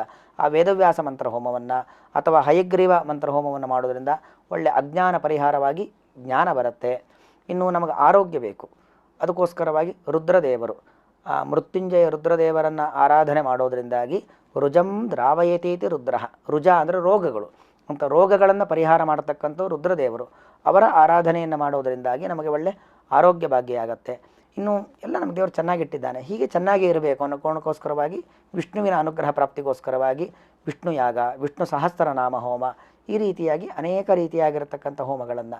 ಅಂದರೆ ಬರೀ ಸಮಸ್ಯೆ ಬಂದಾಗ ಮಾತ್ರ ದೇವರ ಹತ್ರ ಓಡೋದು ಅಂತಲ್ಲ, ಸಮಸ್ಯೆ ಬರಲೇಬಾರದು, ದೇವರು ನಿರಂತರವಾಗಿ ನಾವು ದೇವರ ಆರಾಧನೆ ಮಾಡ್ಕೊಂಡು ಚೆನ್ನಾಗಿರಬೇಕು. ಆ ಕಾರಣಕ್ಕೋಸ್ಕರವಾಗಿ ನಿತ್ಯದಲ್ಲಿಯೂ ಕೂಡ ನಮ್ಮ ಒಂದು ಜೀವನದ ಅಂಗವಾಗಿರಬೇಕು ಯಜ್ಞ ಎಂಬುವಂಥದ್ದು. ಇನ್ನು ಕೆಲವು ಹೋಮಗಳು ಈಗ ಬಹಳಷ್ಟು ಕಡೆ ಈಗ ಕೆಲವು ಸರಿ ಈ ಎಲೆಕ್ಷನ್ ಟೈಮ್ ಬಂದಾಗ ಈ ಪೊಲಿಟಿಷಿಯನ್ಸ್ಗಳೆಲ್ಲ ಹೋಮಗಳು ಮಾಡಿಸ್ತಾರೆ. ಅಂದರೆ ನನ್ನ ಎದುರಾಳಿ ಸೋಲ್ಬೇಕು ಅಂತ, ಇಲ್ಲ ನಾನು ಗೆಲ್ಲಬೇಕು ಅಂತ. ಇನ್ನು ಕೆಲವು ಲೋಕಕ್ಕೆ ಒಳ್ಳೇದಾಗಲಿ, ಸಮಾಜ ಕಲ್ಯಾಣ ಆಗಲಿ, ಅವ್ರು ಹೇಳ್ತಾರೆ ನಾವು ಸಮಾಜ ಕಲ್ಯಾಣಕ್ಕೆ ಮಾಡ್ತಾ ಇದ್ದೀವಿ ಅಂತ ಹೇಳು ಕೆಲವರು ಒಳ್ಳೆ ಥರದಲ್ಲೂ ಮಾಡ್ತಾರೆ. ಸೊ ಈ ಸಮಾಜಕ್ಕೆ ಉಪಯೋಗ ಆಗೋ ಥರ ಯಜ್ಞಗಳು ಯಾವುದು ಅಂತ? ಸಮಾಜಕ್ಕೆ ಉಪಕಾರವಾಗ್ತಕ್ಕಂಥ ಯಜ್ಞ ದೊಡ್ಡ ಮಟ್ಟದಲ್ಲಿ, ಅಂದರೆ ಎಲ್ಲರೂ ಸೇರಿ ಮಾಡುವಂಥದ್ದು. ಹಾಗೆ ದೊಡ್ಡ ಮಟ್ಟದಲ್ಲಿ ಮಾಡುವಂಥ ವಿಷ್ಣು ಯಾಗ, ಅಂದರೆ ಭಗವಂತ ವಿಷ್ಣು ಸಹಸ್ರನಾಮ ಎಂಬುವಂಥದ್ದು ದಿವ್ಯವಾದ ಮಂತ್ರ. ಎಷ್ಟರ ಮಟ್ಟಿಗೆ ಆಯುರ್ವೇದ ಗ್ರಂಥಗಳಲ್ಲೂ ಹೇಳ್ತಾರೆ, ಇನ್ನು ಯಾವ ಔಷಧಿಗೂ ನಿಮ್ಮ ರೋಗ ಪರಿಹಾರವಾಗೋದಿಲ್ಲ ಅಂದರೆ ವಿಷ್ಣು ಸಹಸ್ರನಾಮ ಪಾರಾಯಣ ಮಾಡಿ ರೋಗ ಪರಿಹಾರವಾಗತ್ತೆ. ಅಂದರೆ ಹಾಗೆ ಒಂದೊಂದು ಸಮಸ್ಯೆಗೆ ಒಂದೊಂದು ಔಷಧಿ ಇರುತ್ತಲ್ವ, ಆದರೆ ಎಲ್ಲ ಸಮಸ್ಯೆಗೆ ಒಂದೇ ಔಷಧಿ ವಿಷ್ಣು ಸಹಸ್ರನಾಮ ಅಂತ. ವಿಷ್ಣು ಯಾಗವನ್ನು ಮಾಡೋದ್ರಿಂದಾಗಿ ಲೋಕಾ ಸಮಸ್ತಾಹ ಸುಖಿನೋ ಭವಂತು ನವ್ಯಾಸುದೇವ ಭಕ್ತಾನಾಂ ಅಶುಭಂ ವಿದ್ಯತೆ ಕ್ವಚಿತು. ಆ ಭಗವಂತನ ಭಕ್ತರಾದರೆ ಅಂದರೆ ಯಾವ ಅಮಂಗಳಗಳು ಇರೋದಿಲ್ಲ. ನಾವು ಲೋಕ ಕಲ್ಯಾಣಕ್ಕೆ ಮಾಡೋದಂದ್ರೆ ಏನು? ಲೋಕದಲ್ಲಿ ಇದ್ದಂಥ ಅಮಂಗಳಗಳು, ಏನೋ ಯುದ್ಧದ ಸಮಸ್ಯೆ ಇರಬಹುದು, ಅಥವಾ ಸಾಂಕ್ರಾಮಿಕ ರೋಗದ ಸಮಸ್ಯೆ ಇರಬಹುದು, ಅತಿವೃಷ್ಟಿ ಅನಾವೃಷ್ಟಿ, ಇದೆಲ್ಲ ಬರದೆ ಲೋಕ ಸುಭಿಕ್ಷವಾಗಿರಲಿ ಅನ್ನೋ ಉದ್ದೇಶದಿಂದ ಮಾಡೋದು. ಆ ಉದ್ದೇಶಕ್ಕೆ ಮಾಡಲಿಕ್ಕೆ ಈ ವಿಷ್ಣು ಸಹಸ್ರನಾಮ ದೊಡ್ಡ ಮಟ್ಟದಲ್ಲಿ ವಿಷ್ಣು ಯಾಗ ಅಂತ ಮಾಡುವಂಥದ್ದು ಬಹಳ ಶ್ರೇಯಸ್ಸು. ಈಗ ನಾವು ಎಷ್ಟು ತಿಳ್ಕೊಂಡ್ವಿ ಯಜ್ಞದ ಬಗ್ಗೆ, ಹೋಮಗಳ ಬಗ್ಗೆ, ವಿಧಿಗಳ ಬಗ್ಗೆ, ಮತ್ತು ಆ ದ್ರವ್ಯಗಳ ಬಗ್ಗೆ. ಈಗ ಮಾಡಿಸ್ಬೇಕು ಅಂದರೆ ಯಾವುದು ಸರಿಯಾದ, ಯಾಕೆಂದರೆ ಇವತ್ತು ಬಹಳಷ್ಟು ಜನಗೆ ಯಾರು ಸರಿಯಾದ ಆಚಾರ್ಯರು ಸಿಗ್ತಾರೆ. ಯಾಕೆಂದರೆ ಈ ಸುಮ್ಮನೆ ಅವರೆಲ್ಲ ಹೋಗ್ತಾರೆ ದೇವಸ್ಥಾನದಲ್ಲಿ, ಯಾರಿಗೋ ಹೇಳ್ತಾರೆ, ಹೇಗೋ ಒಂದು ಮಾಡಿಸ್ಬಿಡ್ತಾರೆ. ಈ ನಡುವೆ ನಾನು ಕೆಲವಷ್ಟು ನೋಡ್ತಾ ಇರೋ ಕೆಲವು ಕಡೆ ಏನಾಗಿದೆ ಅಂದರೆ ಈ ಔಟ್ಸ್ಕರ್ಟ್ಸಲ್ಲೆಲ್ಲ ಅವರೇ ಒಂದೊಂದು ದೇವಸ್ಥಾನಗಳು ಮಾಡ್ಕೊಂಡ್ಬಿಟ್ಟಿದ್ದಾರೆ. ಕೆಲವರೆಲ್ಲ ಅಲ್ಲಿ ಇಲ್ಲಿ ಇದ್ದವರೆಲ್ಲ ದೇವಸ್ಥಾನಗಳು ಮಾಡಿಕೊಂಡು ಈಗ ಯಾರೋ ಆಗಿಲ್ಲ ಅಂದರೆ ಅಲ್ಲಿ ಒಂದು ಪೇಪರಲ್ಲಿ ಬರೆದು ಬಿಡ್ತಾರೆ, ಇಂಥವ್ರಿಗೆ ಹಿಂಗೆ ಆಗ್ಬಿಡ್ಬೇಕು ಅಂದರೆ ನೆಗೆಟಿವ್. ಆ ಕೈಯಲ್ಲಿ ಬರೆದಿರೋ ಆ ಚೀಟಿನಲ್ಲಿ ಬರೆದ್ಬಿಟ್ಟು ಅದನ್ನ ಅಗ್ನಿಗೆ ಹಾಕ್ತಾ ಇದ್ದಾರೆ. ಅಂದರೆ ತಾವು ಹೇಳಿದ್ರಿ ತಾಮಸ ಯಜ್ಞಗಳು ಅಂತ ಎಲ್ಲ ಹೇಳಿ. ಹಾಗಾಗಿ ನಾವು ಯಾವುದೋ, ಯಾಕಂದ್ರೆ ನಮ್ದೇನಿರಲ್ಲ ಆ ಥರ, ಯಾರೋ ಬಂದು ಹೇಳ್ತಾರೆ ಬನ್ನಿ ನಿಮ್ಗೆ ಈ ಥರ ಮಾಡಿಸ್ತೀನಿ ಅಂತ. ಸೊ ಆ ಥರದ ವಿಷಯದ ಬಗ್ಗೆ ಜನಗಳಿಗೆ ಏನು ತಾವು ಹೇಳ್ತೀರಾ? ಯಾಕೆಂದರೆ ಯಜ್ಞದ ಬಗ್ಗೆ ಮಾತಾಡ್ತಿದ್ದೀವಿ, ಇದು ಒಳ್ಳೇದಾಗಬೇಕು. ತಾವು ಹೇಳಿದ್ರಿ ಒಳ್ಳೆ ಕಾಮನೆಗಳಿದ್ರೆ ಮಾತ್ರ ಈ ಯಜ್ಞದಿಂದ ಬರುತ್ತೆ ಅಂತ. ಏನೋ ಒಂದು ದುಷ್ಟ ಕಾಮನೆಗಳಿದ್ರೆ ಅದು ಪರಿಹಾರ ಆಗತ್ತಾ ಆಗಲ್ವ? ಈಗ ನನಗೆ ಯಾರಿಗೋ ಕಂಡ್ರೆ ಆಗಲ್ಲ, ಅವ್ರಿಗೇನೋ ಆಗಬೇಕು ಅಂದರೆ ಯಜ್ಞ ಮಾಡಿಸಿ ಅವ್ರಿಗೆ ಕೆಟ್ಟದ್ದಾಗಲಿ ಅನ್ನೋ ಥರ ಎಲ್ಲ ಮಾಡಬಹುದಾ? ಈಗ ಬಹಳಷ್ಟು, ಯಾಕೆಂದರೆ ಎಲ್ಲ ಕಮರ್ಷಿಯಲ್ ಆಗಿಬಿಟ್ಟಿದೆ ಇವಾಗ. ನಿಮ್ಗೆ ಎಲ್ಲನೂ ಮಾಡಿಸ್ಕೊಡ್ತೀನಿ ನಾನು ಹೋಮದಲ್ಲಿ ಅಂತ ಹೇಳಿಬಿಟ್ಟು ಬಹಳಷ್ಟು ನಡೀತಾ ಇದೆ. ಯಾವುದೇ ಥರದ ಅದರ ಹಿಂದಿನ ಒಂದು ಅವರವರ ಉದ್ದೇಶಗಳೇನೇ ಇರಬಹುದು. ಸರಿಯಾಗಿ ಯಜ್ಞ ಯಾವ ಥರ ಮಾಡಿಸ್ಬೇಕು, ಯಾವ ತಪ್ಪುಗಳನ್ನು ನಾವು ಮಾಡಬಾರ್ದು ಯಜ್ಞ ಮಾಡುವಾಗ? ಇದು ಯುಗ ಕಲಿಯುಗ, ಕಲವು ಸರ್ವೇ ಭವಿಷ್ಯಂತಿ ಪಾಪಕರ್ಮ ಪರಾಯಣ ಅಂತ ಸತ್ಯನಾರಾಯಣ ಕಥೆಯಲ್ಲಿ ಹೇಳ್ತೀವಿ. ಆ ಕಲಿಯುಗದಲ್ಲಿ ಮನುಷ್ಯರು ಕಲಿಯ ಪ್ರಭಾವದಿಂದ ಪಾಪಕರ್ಮದ ಕಡೆಗೆ ಹೋಗೋದೇ ಜಾಸ್ತಿ. ಹಾಗಾಗಿ ಈಗೇನು ನೀವು ಹೇಳಿದರೆ ಆ ರೀತಿಯಾಗಿ ಒಟ್ಟು ಹೋಮ ಯಾವುದೋ ಒಂದು ರೀತಿಯಲ್ಲಿ ಮಾಡುವಂಥದ್ದು ಅಥವಾ ಮತ್ತೊಬ್ಬರಿಗೆ ಕೆಟ್ಟದ್ದನ್ನು ಬಯಸಿ ಮಾಡುವಂಥದ್ದು, ಅದಕ್ಕೆಲ್ಲ ರಾಜಸ ತಾಮಸ ಯಜ್ಞ ಅಂತ ಕೃಷ್ಣ ಗೀತೆಯಲ್ಲಿ ಹೇಳ್ತಾನೆ. ಮತ್ತೊಬ್ಬರಿಗೆ ಕೆಟ್ಟದ್ದನ್ನು ಬಯಸಿ ಮಾಡುವಂಥದ್ದೇನಿದೆ ಅದೆಲ್ಲೂ ಕೂಡ ರಾಜಸ ತಾಮಸವಾದ ಯಜ್ಞ. ನಾವು ಒಬ್ಬ ವ್ಯಕ್ತಿಗೆ ಕೆಟ್ಟದ್ದನ್ನು ಬಯಸಿದ್ದೇವೆ ಅಂತಂದರೆ ಖಂಡಿತವಾಗಿ ಇವತ್ತು ಅವನಿಗೆ ಕೆಟ್ಟದಾಗಬಹುದು, ಅವನ ಪಾಪಕ್ಕನುಗುಣವಾಗಿ ಕೆಟ್ಟದಾಗಬಹುದು, ಆಗಲ್ಲ ಅಂತಿಲ್ಲ. ಆದರೆ ನಮಗೂ ಅದರ ಪರಿಣಾಮ ಬೇರೆ ಬರುತ್ತೆ. ನಮಗೆ ಇವತ್ತು ಕೆಟ್ಟದಾಗದಿದ್ದರೂ ನಾಳೆ ನಾಡ್ದು 1 ತಿಂಗಳು 1 ವರ್ಷ ಬಿಟ್ಟು ನಮಗೆ, ನಮ್ಮ ಸಂತಾನಕ್ಕೆ, ನಮ್ಮ ಸಂಪತ್ತಿಗೆ ಅದರಿಂದ ತೊಂದರೆ ಆಗೇ ಆಗತ್ತೆ. ಹಾಗಾಗಿ ನಾವು ಖಂಡಿತವಾಗಿಯೂ ಮತ್ತೊಬ್ಬರ ದೃಷ್ಟಿಯಲ್ಲಿ ಕೆಟ್ಟದ್ದನ್ನು ಬಯಸಬಾರ್ದು. ಯಾಕಂದರೆ ಯಾರು ಕೆಟ್ಟವರು, ಯಾರಿಗೆ ಕೆಟ್ಟದಾಗಬೇಕು ಅದನ್ನು ತೀರ್ಮಾನ ಮಾಡೋರು ನಾವಲ್ಲ.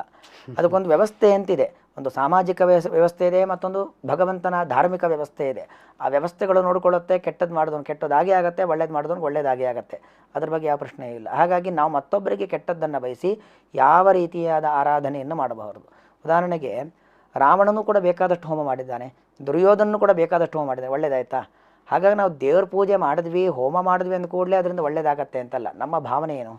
ಅವರು ಭಾವನೆ, ಕೆಟ್ಟ ಭಾವನೆ ಇಟ್ಟುಕೊಂಡು ತಪಸ್ಸು ಮಾಡಿದ್ದಾರೆ. ಅವರಷ್ಟು ಕಠಿಣವಾದ ತಪಸ್ಸು ಯಾರೂ ಮಾಡಿಲ್ಲ. ಹಿರಣ್ಯಕಶಿಪು, ಹಿರಣ್ಯಾಕ್ಷ, ರಾವಣ, ಕುಂಭಕರ್ಣ ಎಲ್ಲ ತಪಸ್ಸು ಮಾಡಿದವ್ರೆ, ಆದರೆ ಅದರಿಂದ ಒಳ್ಳೆಯದಾಗಿಲ್ಲ. ಯಾಕೆ? ಅವರು ಕೆಟ್ಟ ಭಾವನೆಯಿಂದ ಯಜ್ಞಾದಿಗಳನ್ನು ಮಾಡಿರತಕ್ಕಂಥವ್ರು.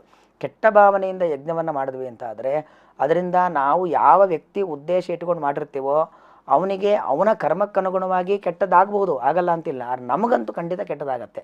ಹಾಗಾಗಿ ನಮಗೆ ಕೆಟ್ಟದಾಗಬಾರ್ದು ಅಂದರೆ ನಾವು ಅಂತಹ ಕೆಟ್ಟ ಉದ್ದೇಶದಿಂದ ಹೋಮಗಳನ್ನು ಮಾಡಬಾರ್ದು. ಇನ್ನು ನಮಗೆ ದೊಡ್ಡ ಸಮಸ್ಯೆ ಏನಂದರೆ ಯಾರಿಂದ ಹೋಮ ಮಾಡಿಸ್ಬೇಕು?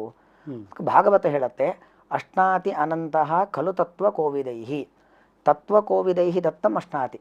ಅಂದರೆ ಯಾರು ಅದರ ಪ್ರಕ್ರಿಯೆಗಳನ್ನು ತಿಳ್ಕೊಂಡಿದ್ದಾರೆ, ಮಂತ್ರಗಳನ್ನು, ಕ್ರಮಗಳನ್ನು, ವಿಧಿವಿಧಾನಗಳನ್ನು ಸರಿಯಾಗಿ ತಿಳಿದು ಅಂದರೆ ಒಂದು ಅಧ್ಯಯನ ಪರಂಪರೆಯಲ್ಲಿ ಓದಿಕೊಂಡು ಬಂದು ಒಂದು ಶುದ್ಧವಾದ ಭಾವನೆಯಿಂದ ಯಾರು ಮಾಡ್ತಾರೋ ಅಂಥವರ ಮೂಲಕವಾಗಿ ಯಜ್ಞವನ್ನು ಮಾಡಿಸಿದರೆ ನಾನು ಅದನ್ನು ಸ್ವೀಕಾರ ಮಾಡ್ತೇನೆ.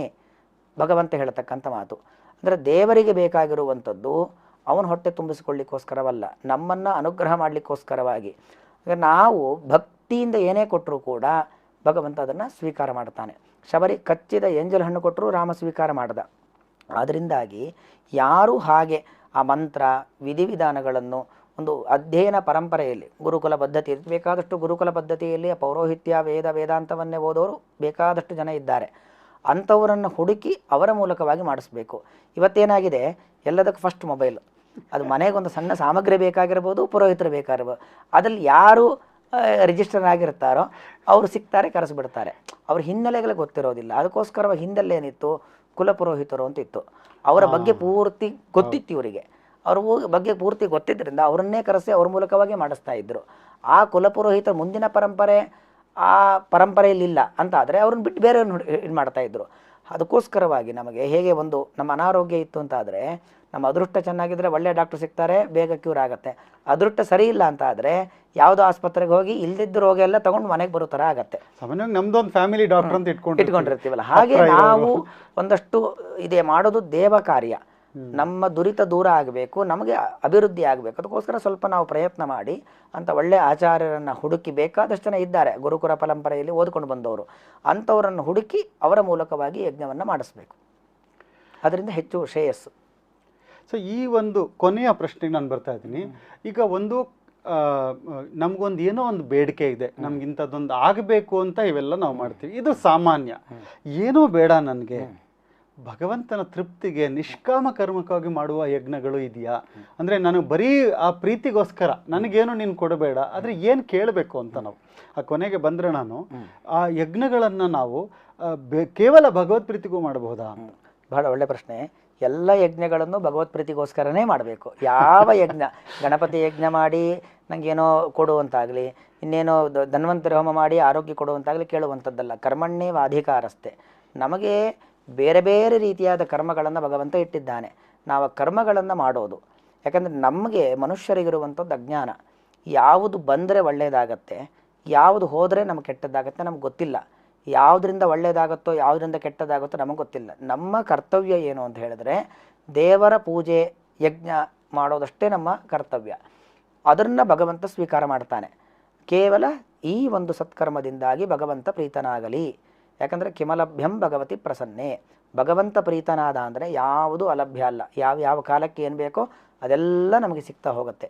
ಭಗವಂತ ಪ್ರೀತನಾಗಲಿ ಅನ್ನೋ ಉದ್ದೇಶದಿಂದಲೇ ಎಲ್ಲ ಯಜ್ಞಗಳನ್ನು ಮಾಡಬೇಕು. ಅದು ಚಂಡಿಕಾ ಹೋಮ ಇರಬಹುದು, ದುರ್ಗಾ ಹೋಮ ಇರಬಹುದು, ಗಣಪತಿ ಹೋಮ, ರುದ್ರ ಹೋಮ, ಎಲ್ಲ ಹೋಮಗಳು ಅದೇ ಉದ್ದೇಶದಿಂದ ಮಾಡಬೇಕು. ಭಗವಂತ ಅದನ್ನು ಸ್ವೀಕಾರ ಮಾಡಿ ನಮಗೆ ಏನು ಬೇಕೋ ಅದನ್ನು ಕೊಡ್ತಾನೆ, ಯಾವುದು ಬೇಡವೋ ಅದನ್ನು ನಮ್ಮಿಂದ ದೂರ ಮಾಡ್ತಾನೆ. ಹಾಗಾಗಿ ಎಲ್ಲ ಹೋಮವನ್ನು ಕೂಡ ಈ ಹಿನ್ನೆಲೆಯಲ್ಲೇ ಮಾಡಬೇಕಾಗಿರತಕ್ಕಂಥದ್ದು. ಮತ್ತು ಇದ್ರ ಜೊತೆಗೆ ಕಾಲ ಕಾಲಕ್ಕೆ ಅಂದರೆ ಒಂದು ಈಗ ಒಂದು ಅಧಿಕ ಮಾಸ ಬಂತು, ಒಂದು ವೈಶಾಖ ಮಾಸ ಬಂತು, ಅದಕ್ಕೆ ಬೇರೆ ಬೇರೆ ಹೋಮಗಳಿದೆಯಾ? ಆ ಕಾಲ ರೂಪದಲ್ಲಿ ಭಗವಂತನ ಆರಾಧನೆ ಮಾಡುವಂಥದ್ದು ಒಂದೊಂದು ಕಾಲಕ್ಕೂ ಅನೇಕ ರೀತಿಯಾಗಿರತಕ್ಕಂತಹ ವ್ರತಗಳು, ಪೂಜೆಗಳು, ಅಥವಾ ಉಪವಾಸಕ್ಕೆ ಸಂಬಂಧಪಟ್ಟದ್ದು, ಆಹಾರದ ನಿಯಮಗಳು, ಹೋಮಗಳು, ಈ ಥರ ಎಲ್ಲ ಇದೆ. ಉದಾಹರಣೆಗೆ ಈ ಸರನೇ ಮುಂದೆ ಅಧಿಕ ಮಾಸ ಬರುತ್ತೆ. ಅಧಿಕ ಮಾಸ ಬಂದಾಗ ಪವಮಾನ ಹೋಮ ಅಲ್ಲಿ ವಿಶೇಷವಾಗಿರುವಂಥದ್ದು. ಯಾಕಂದರೆ ಪವಮಾನ ಅನ್ನೋದು ಪವತೆ ಪಾವಯತೆ ಇತಿ ಪವಮಾನ, ಪರಮ ಪವಿತ್ರವಾದ ಮಂತ್ರಗಳು, 610 ಮಂತ್ರಗಳು. ಅಲ್ಲಿ ಪ್ರಾಣದೇವರ ಆರಾಧನೆ. ನಾವು ನಿರಂತರವಾಗಿ ಪ್ರಾಣಶಕ್ತಿ ಜೊತೆಗೇ ಇರುವಂಥವ್ರು. ಪ್ರಾಣಶಕ್ತಿಯನ್ನು ಬಿಟ್ಟು ನಾವಿರಲಿಕ್ಕೆ ಸಾಧ್ಯವೇ ಇಲ್ಲ. ಪ್ರಾಣಶಕ್ತಿ ಇಲ್ಲ ಅಂದರೆ ನಾವೇ ಇಲ್ಲ ಅಂತ ಅರ್ಥ. ಹಾಗಾಗಿ ಆ ಪ್ರಾಣನ ಮೂಲಕ ಭಗವಂತನಿಗೆ ಕೃತಜ್ಞತಾ ಸಮರ್ಪಣೆ ಮಾಡೋದು. ಅದರ ಜೊತೆಗೆ ನಮ್ಮಲ್ಲಿ ಇರ್ತಕ್ಕಂಥ ಎಷ್ಟೋ ದೋಷಗಳಿರ್ತವೆ. ಆ ದೋಷಗಳನ್ನು ಕಳೆದುಕೊಳ್ಳುವಂಥದ್ದು, ಗೊತ್ತಿಲ್ಲದೆ ಮಾಡಿರ್ತಕ್ಕಂಥ ಪಾಪಗಳನ್ನು ಪಾಪವನ್ನು ಕಳೆದುಕೊಳ್ಳುವಂಥದ್ದು. ಆ ಪವಮಾನ ಹೋಮ ಇರೋದೇ ಅದಕ್ಕೋಸ್ಕರವಾಗಿ. ನಾವು ಅಜ್ಞಾತವಾಗಿ ತಿಳಿಯದೆ ಅನೇಕ ತಪ್ಪುಗಳನ್ನು ಮಾಡಿರ್ತೀವಿ. ಅಂತೆಲ್ಲ ತಪ್ಪುಗಳನ್ನು ಕಳೆದುಕೊಳ್ಳಿಕ್ಕೋಸ್ಕರವಾಗಿರೋದು ಪವಮಾನ ಹೋಮ. ಅದನ್ನು ಯಾವಾಗ ಬೇಕಾದ್ರೂ ಮಾಡ್ಬೋದು. ಅಧಿಕ ಮಾಸದಲ್ಲಿ ಯಾಕೆ ವಿಶೇಷ ಅಂತ ಹೇಳಿದ್ರೆ, ಅಧಿಕ ಮಾಸವೇ ಒಂದು ದೇವತಾರಾಧನೆಗೆ ಬಹಳ ಪ್ರಸಿದ್ಧವಾದ ಕಾಲ. ಆಗ ಮಾಡೋದ್ರಿಂದ ಇನ್ನೂ ಹೆಚ್ಚು ಫಲ ಬರುತ್ತೆ. ಒಂದು ಒಳ್ಳೆಯ ಶುದ್ಧವಾದ ದೇಶದಲ್ಲಿ ಮಾಡೋದ್ರಿಂದ ಹೆಚ್ಚು ಫಲ, ಒಳ್ಳೆಯ ಕಾಲದಲ್ಲಿ ಮಾಡೋದ್ರಿಂದ ಹೆಚ್ಚು ಫಲ. ಹಾಗಿದ್ದು ಒಳ್ಳೆಯ ಕಾಲ. ಆ ಒಳ್ಳೆಯ ಕಾಲದಲ್ಲಿ ನಾವಂಥ ಪವಮಾನ ಹೋಮಾದಿಗಳನ್ನು ಮಾಡೋದರಿಂದಾಗಿ ಅದರಿಂದ ದೇವರು ಇನ್ನಷ್ಟು ಸುಪ್ರೀತನಾಗಿ ನಮಗೆ ಇನ್ನಷ್ಟು ಅನುಗ್ರಹವನ್ನು ಮಾಡ್ತಾನೆ. ತುಂಬ ಅದ್ಭುತವಾಗಿ ತಿಳಿಸ್ಕೊಟ್ರಿ ಆಚಾರ್ಯ. ಅಂದರೆ ಒಂದು ನಾವು ನಮ್ಮ ಸಮಸ್ಯೆಗೆ ಯಾವ ದೇವತೆಗಳ ಪೂಜೆ ಮಾಡಬೇಕು, ಅದು ಗ್ರಹದೋಷ ಇರಬಹುದು, ಪಿತೃದೋಷ ಇರಬಹುದು, ಅದಕ್ಕೆ ತಕ್ಕಂತೆ ಮಾಡುವಂಥದ್ದಾದರೆ ನಿತ್ಯದಲ್ಲಿ ಮಾಡಬೇಕಾದಂತಹ ಅಗ್ನಿ ಕಾರ್ಯ ಏನಿದೆ, ವೈಶ್ವದೇವ ಏನಿದೆ ಗೃಹಸ್ಥರಿಗೆ, ಅದರ ಬಗ್ಗೆ ತಿಳಿಸ್ಕೊಟ್ರಿ. ಮತ್ತು ವಿಶೇಷವಾಗಿ ನಾವು ಈ ಒಂದು ಯಜ್ಞಗಳು ಮಾಡಿದಾಗ ಒಂದು ಯಾವುದೇ ಕಾಮನೆಗಳಿಲ್ಲದೆ ಭಗವದ್ ಪ್ರೀತಿನೇ ಮುಖ್ಯ ಅದರಲ್ಲಿ ಅನ್ನೋದನ್ನು ತಿಳಿಸ್ಕೊಟ್ರಿ. ಕಾಲ ಕಾಲಕ್ಕೆ ಕೂಡ ನಾವು ಯಾವ ಥರ ವಿಶೇಷವಾದ ಫಲಗಳನ್ನು ನಾವು ಹೊಂದಬಹುದು. ನಮ್ಮ ಎಲ್ಲ ಪ್ರಾಯಶ್ಚಿತ್ತಗಳನ್ನು ಅಲ್ಲಿ ಪ್ರಾಯಶ್ಚಿತ್ತ ಹೋಮ ಅಂತಲೇ ಒಂದು ನಮ್ಮ ಎಲ್ಲ ಪಾಪಕರ್ಮಗಳಿಗೆ ನಾವು ಒಂದು ಪ್ರಾಯಶ್ಚಿತ್ತ ಕೋರಿ ಇನ್ನು ಮುಂದೆ ಇದನ್ನು ಮಾಡಿಸ್ಬೇಡ ನನ್ನಿಂದ ಅಂತ ಕೇಳ್ಕೊಳ್ಳುವಂಥದ್ದು ಈ ಒಂದು ಅಗ್ನಿಮುಖದಲ್ಲಿ ಮಾಡೋದು ತುಂಬ ಶ್ರೇಷ್ಠ ಅನ್ನೋ ಒಂದು ವಿಷಯಗಳನ್ನು ನಮಗೆ ತಿಳಿಸ್ಕೊಟ್ಟಿದ್ದೀರಿ. ಹಾಗಾಗಿ ತುಂಬ ತುಂಬ ಧನ್ಯವಾದಗಳು ಆಚಾರ್ಯರು. ಇನ್ನೂ ಅನೇಕ ಪ್ರಶ್ನೆಗಳಿದೆ ನನಗೆ, ಯಾಕಂದರೆ ಒಂದೊಂದು ವಿಷಯಕ್ಕೆ ಕುರಿತಾಗಿ ತಮ್ಮನ್ನು ನಾನು ಮತ್ತೆ ಈ ನಮ್ಮ ಪಾಡ್ಕಾಸ್ಟ್ ಇದಕ್ಕೆ ಕರಿತಾನೆ ಇರ್ತೀನಿ. ಈಗ ಎಷ್ಟೋ ವಿಷಯಗಳಿದೆ. ಈಗ ಮದುವೆ, ನಾವು ಮದುವೆ ಮಾಡ್ಕೊಳ್ತೀವಿ, ಮನೆಯಲ್ಲಿ ನಡೀತಾನೆ ಇರುತ್ತೆ. ಅದು ಎಷ್ಟೋ ಪ್ರಕ್ರಿಯೆಗಳಿದೆ. ಅಲ್ಲಿ ಸುತ್ತಿಸ್ತಾರೆ, ಅಲ್ಲೆಲ್ಲೋ ನಕ್ಷತ್ರ ತೋರಿಸ್ತಾರೆ, ಸುಮ್ಮನೆ ಅದು ಯಾಂತ್ರಿಕವಾಗಿ ಮಾಡ್ತೀವಿ. ಈ ಎಲ್ಲ ವಿಷಯಗಳ ಬಗ್ಗೆ ತಮ್ಮನ್ನು ನಾನು ಪ್ರಶ್ನೆಗಳು ಕೇಳಿ ಎಲ್ಲ ಈ ವಿಷಯಗಳನ್ನು ನಮ್ಮ ವೀಕ್ಷಕರಿಗೆ ತಿಳಿಸ್ಬೇಕು ಅನ್ನೋದು, ಮದುವೆ ಯಾಕೆ ಮಾಡಬೇಕು, ಗೃಹ ಪ್ರವೇಶ, ಈ ಥರ ಎಲ್ಲ ವಿಷಯಗಳು ಇಟ್ಕೊಂಡಿದ್ದೀನಿ. ಹಾಗಾಗಿ ತಾವು ಇನ್ನೂ ಇದೇ ಥರ ಮುಂದೆ ಬಂದು ಈ ಒಂದು ಮಾರ್ಗದರ್ಶನ ಮಾಡಿಕೊಡ್ಬೇಕು ಅಂತ ಕೇಳ್ಕೊಳ್ತಾ ತುಂಬ ತುಂಬ ಧನ್ಯವಾದಗಳು. ಖಂಡಿತ ಒಳ್ಳೆಯದಾಗಲಿ. ಸರ್ವೇ ಜನಾಃ ಸುಖಿನೋ ಭವಂತು. ಶ್ರೀಕೃಷ್ಣ ಅರ್ಪಣಮಸ್ತು. ವೀಕ್ಷಕರೇ, ನೋಡಿದ್ರಿ ನೀವು, ಆಚಾರ್ಯರು ತಿಳಿಸಿದ್ರು ಯಾವ ಥರ ನಾವು ಯಜ್ಞ ಮಾಡಬೇಕು, ಯಾಕೆ ಮಾಡಬೇಕು, ಅದರ ಹಿಂದೆ ನಮಗಿರಬೇಕಾದಂತಹ ಅನುಸಂಧಾನ ಏನು, ನಮಗೆ ಸಿಗುವಂತಹ ಫಲ ಏನು, ಎಲ್ಲದರ ಬಗ್ಗೆ ತಿಳಿಸ್ಕೊಟ್ರು. ಇದೇ ಥರ ಇನ್ನೂ ಹೆಚ್ಚಿನ ಪಾಡ್ಕಾಸ್ಟ್ಗಳು ನಾವು ತರ್ತಾ ಇದ್ದೀವಿ. ಮುಂದೆ ಈ ಗೃಹ ಪ್ರವೇಶ ಒಂದು ಮಾಡ್ತೀವಿ, ನಾವು ಒಂದು ಹೊಸ ಮನೆ ಕಟ್ತೀವಿ, ಎಲ್ಲ ದುಡ್ಡು ಖರ್ಚು ಮಾಡ್ತೀವಿ, ಎಲ್ಲನೂ ಮಾಡ್ತೀವಿ, ಆದರೆ ಸರಿಯಾಗಿ ನಾವು ಮಾಡಿದ್ದೀವೋ ಇಲ್ವೋ ನಮಗೆ ಗೊತ್ತಿರಲ್ಲ. ಹಾಗಾಗಿ ಆ ಒಂದು ಟೆನ್ಷನ್ ಕೂಡ ಇರ್ತೀವಿ. ಆ ಥರದ ಒಂದು ಈ ಗೃಹ ಪ್ರವೇಶ ಯಾಕೆ ಮಾಡಬೇಕು, ಅಲ್ಲಿ ಯಾವ ಥರ ಹೋಮಗಳನ್ನು ನಾವು ಮಾಡ್ತೀವಿ, ಅಲ್ಲಿ ಏನು ನಮ್ಮ ಮನೆ ಅದೊಂದು ಮನೆಯೇ ಮಂತ್ರಾಲಯ ಯಾಕೆ ಆಗಬೇಕು, ಅದೇ ತರಹ ಒಂದು ಮದುವೆ, ಒಂದು ಮುಂಜಿ, ಇದೆಲ್ಲ ಯಾಕೆ ಮಾಡ್ತೀವಿ, ಅದರ ಹಿಂದೆ ಇರುವಂತಹ ಗೂಢವಾದ ಸಾಮಾನ್ಯವಾಗಿ ತಿಳ್ಕೊಳ್ಬೇಕಾಗಿರುವ ಅರ್ಥಗಳೇನು, ಅದೆಲ್ಲ ತಿಳಿಸೋದಕ್ಕೆ ಇನ್ನೂ ಹೆಚ್ಚಿನ ವಿಡಿಯೋಗಳನ್ನ ಇದನ್ನು ತರ್ತಾವೆ. ಇದೇ ಥರ ವೈದಿಕ್ ವೆಲ್ನೆಸ್ ಜೊತೆ ಸದಾ ಇರಿ. ಸಬ್ಸ್ಕ್ರೈಬ್ ಮಾಡಿ, ಶೇರ್ ಮಾಡಿ, ಹೆಚ್ಚು ಜನಗಳಿಗೆ ಇದನ್ನು ತಲುಪಿಸೋಣ. ನಮ್ಮ ಸನಾತನ ಧರ್ಮದಲ್ಲಿ ನಾವು ನಿಷ್ಠರಾಗಿರೋಣ ಅಂತ ಹೇಳ್ತಾ ಈ ಪೂರ್ತಿ ವಿಡಿಯೋ ನೋಡಿದ ತಮ್ಮೆಲ್ಲರಿಗೂ ನಮಸ್ಕಾರಗಳು, ಧನ್ಯವಾದಗಳು.